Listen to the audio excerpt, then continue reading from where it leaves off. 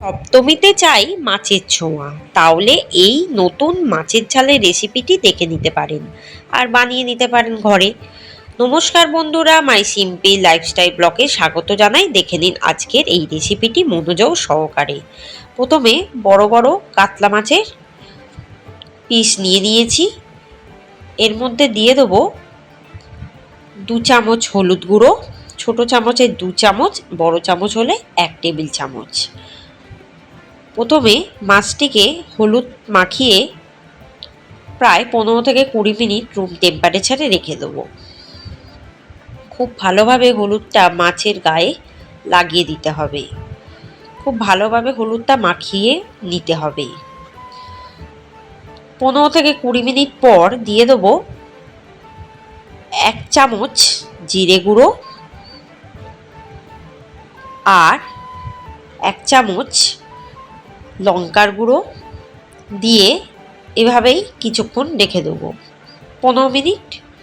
তারপর কড়াইতে দিয়ে দেবো 1 কাপ তেল।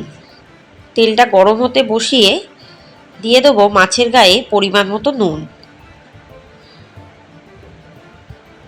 তারপর দিয়ে দেবো কড়াইতে 1 চামচ নুন, যাতে মাছ কম ফাটে আর ভেঙে না যায়। এবার মাছগুলো ভাজতে দিয়ে দেবো কড়ার মধ্যে একটা একটা করে। খুব সাবধানে আঁচটাকে কম করে ভাজতে থাকবো। খুব লাল লালভাবে মাছটিকে ভেজে নিতে হবে।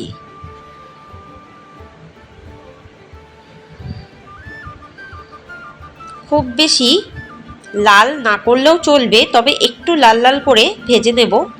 এক পিঠ ভাজা হলে তারপর কিন্তু অপর পিঠটা উল্টে দেবো।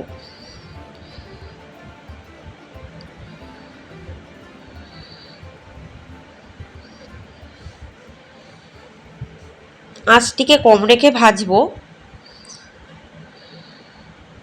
তাহলে তাড়াতাড়ি ভাজাও হবে আর মাছগুলো ভেঙে যাবে না। এটা কিন্তু খুব বড় সাইজের কাতলা মাছ, আপনারা চাইলে রুই মাছেও করতে পারেন। বাকি মাছগুলো ঠিক এভাবেই ভেজে নিতে হবে। একটু লাল লাল করে না ভাজলে এই বড় কাতলা মাছের স্বাদ ভালো হবে না, আষ্টে গন্ধ থেকে যাবে।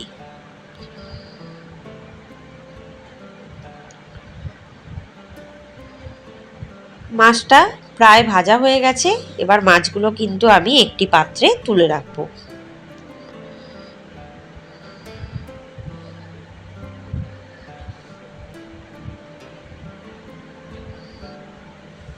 এবার আমি কিছু মশলা করে দেবো। তার মধ্যে দিয়ে দেবো একটা মিক্সার জারে দিয়ে দেবো 2 টেবিল চামচ সাদা তিল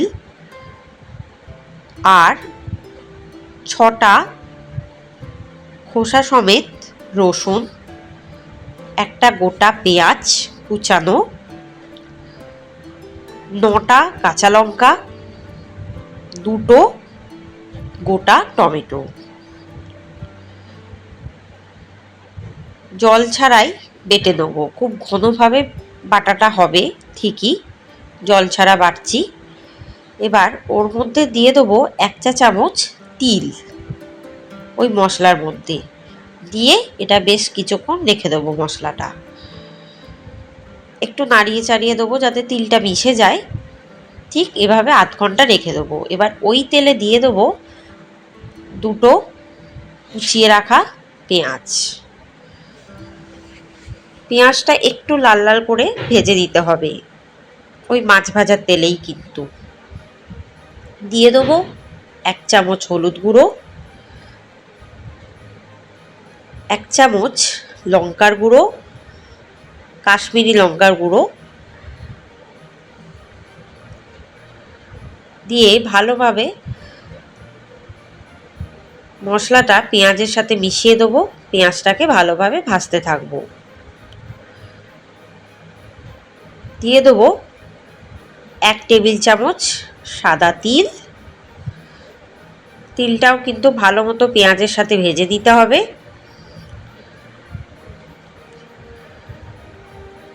দিয়ে দেবো একটা কুচিয়ে রাখা টমেটো। টমেটোটাও কিন্তু খুব ভালোভাবে ভেজে নেবো। পেঁয়াজটা দেখবো যখন লাল লাল করে প্রায় ভাজা হয়ে গেছে তখন কিন্তু আমি টমেটোটা দেবো, তার আগে কিন্তু টমেটো দেব না।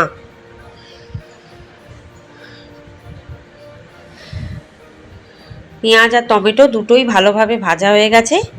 এবার দিয়ে দিলাম পরিমাণ মতো নুন। নুনটা দিয়ে আবারও 15 থেকে 20 মিনিট ভাজতে থাকবো। ভাজতে ভাজতে টমেটোটা সিদ্ধ হয়ে যাবে আর টমেটো খোসাও ছেড়ে যাবে, তখন বুঝতে হবে টমেটো সিদ্ধ হয়ে গেছে। তখন ওই যে মশলার পেস্টটা ছিল সেটা দিয়ে দিলাম।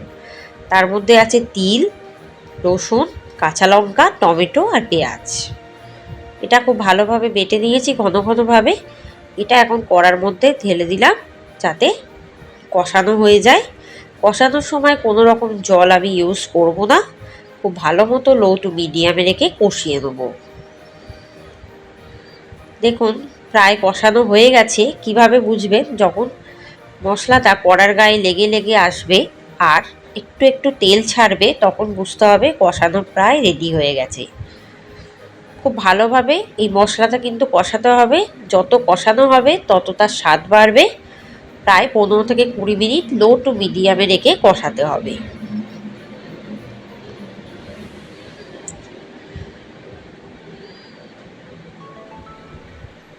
এবার মাছগুলো কিন্তু দিয়ে দেবো।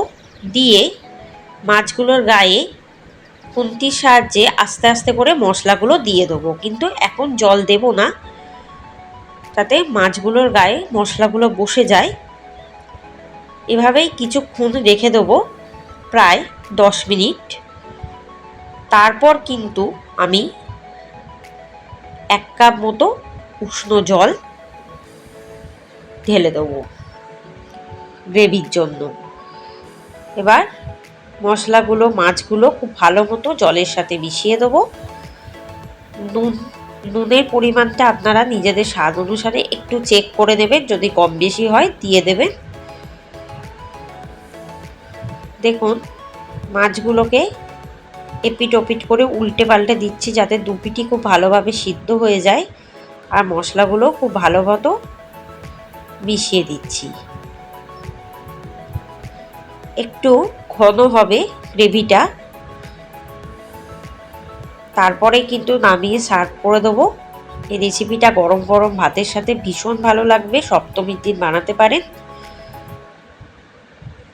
আর রেসিপিটি ভালো লাগলে চ্যানেলটিকে সাবস্ক্রাইব করবেন, বেল আইকনে ক্লিক করে রাখবেন, কমেন্টে জানাতে ভুলবেন না।